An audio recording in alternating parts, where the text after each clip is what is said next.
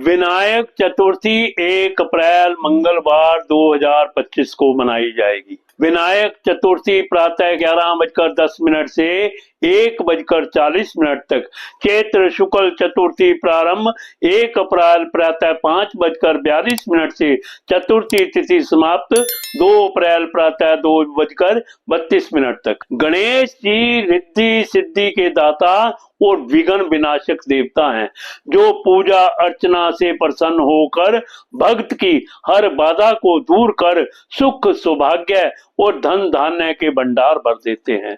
उनकी दयाशीलता व दानशीलता को लेकर काफी कथाएं भी प्रचलित हैं, जिनमें एक बुढ़िया से खीर खाने की लोक कथा काफी प्रसिद्ध है।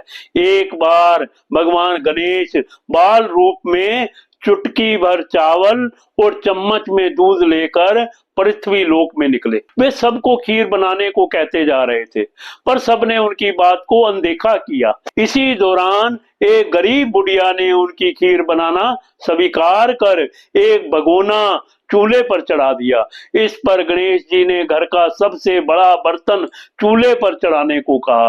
बुढ़िया ने बाल लीला समझते हुए घर का बड़ा भगोना उस पर चढ़ा दिया।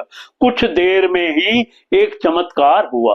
गणेश जी के दिए चावल और दूध बढ़ गए और पूरा भगोना उससे भर गया।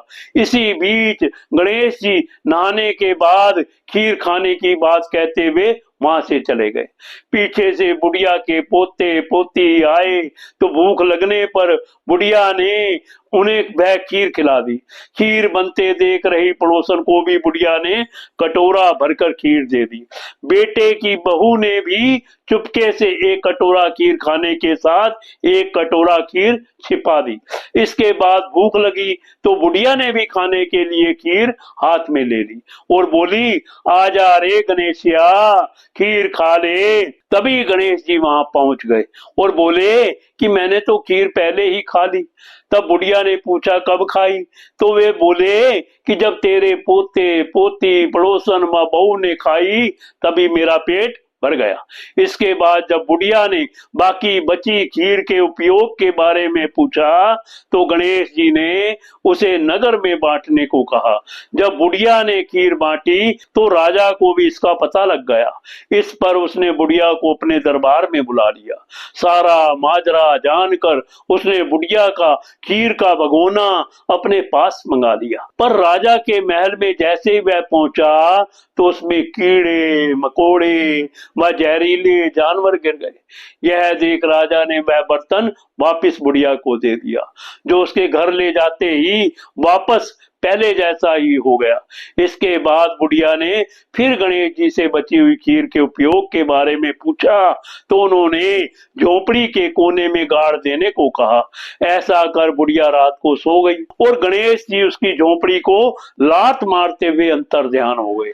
अगले दिन जब बुढ़िया उठी तो उसे अपनी झोपड़ी महल में बदली हुई और खीर के बर्तन सोने जवाहरातों से भरे मिले। गणेश जी की कृपा जानकर बुढ़िया काफी प्रसन्न हो गई और कहने लगी, हे गणेश जी महाराज, आपने जैसा फल मुझ बुढ़िया को दिया वैसा सबको देना।